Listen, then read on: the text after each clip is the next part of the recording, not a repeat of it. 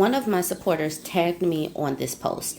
They married for life abroad, but they never saw their husbands again. The New York Times writes tens of thousands of women in India have been abandoned by men working overseas, leaving them trapped in their in law's home and often defrauded by dowry money, according to government officials and activists.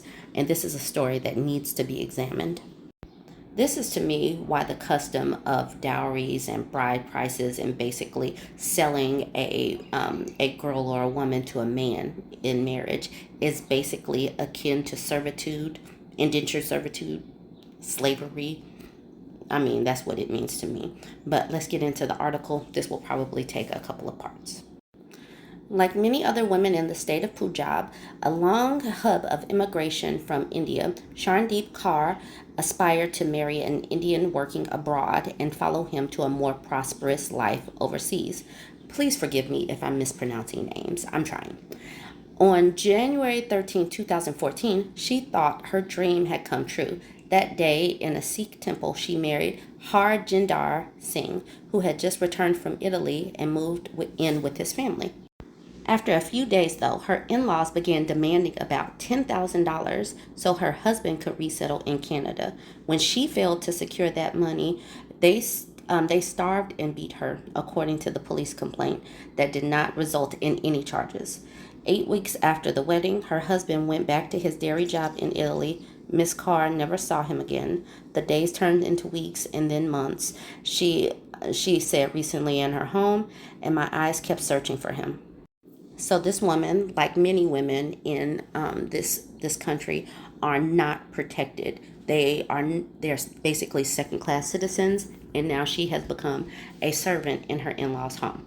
Miss Carr is far from alone in her misery. Tens of thousands of Indian women have been abandoned by their husbands working abroad, according to the government officials and activists, trapping many of them in their in-laws' homes in accordance with local social customs. So customs are women are basically indentured servants.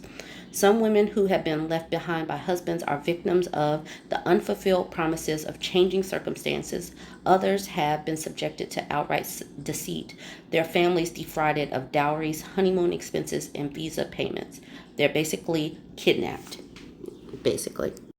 And there's nothing much that they can do because these women have very limited rights in these countries. 8 women have filed a petition with India's Supreme Court in an effort to press the government to enact policies to deal with what they have called a widespread problem. Yes, there will have to be a part 2 to this. Stay tuned.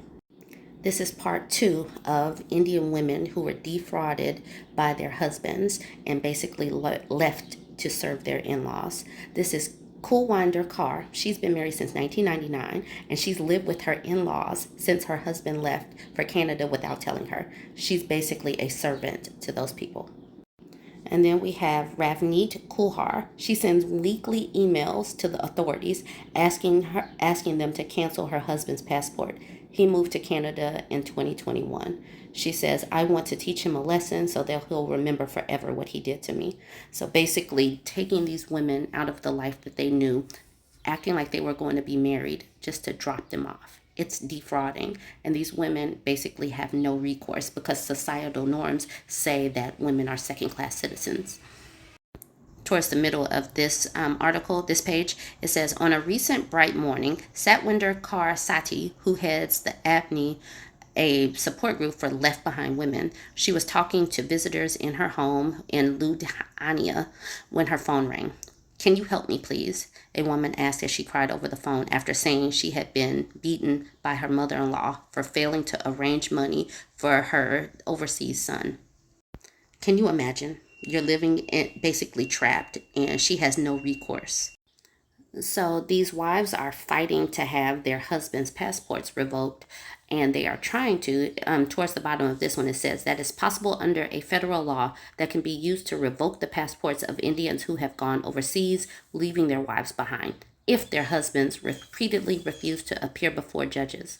But keep in mind that judges are usually men, and men are going to typically side with other men just because that is how these societies and these social norms work. So this page kind of tells how these people are able to get away with kidnapping these women into indentured servitude. The situation, they said, often plays out like this. Parents arrange to marry their daughter off to a returning Indian. They pay a dowry. A practice long banned in India but still common. A lavish wedding follows with days of food and alcohol, dancing to Punjabi music. Then comes a honeymoon, also paid for by the bride's family. The husband flies out and the wife waits for the visa while living with her in-laws. The in-laws demand money to secure the visa, but it never arrives. The wife, who is often illiterate, is kept under constant surveillance to keep control over her, damaging her psychologically. This is why the powers that be, which are typically male, don't want an educated and independent populace of women, because women who actually have opportunities in education can't be taken advantage of, or it maybe it's harder for them to be taken advantage of like this. You guys go ahead, comment what you think, like, comment, share.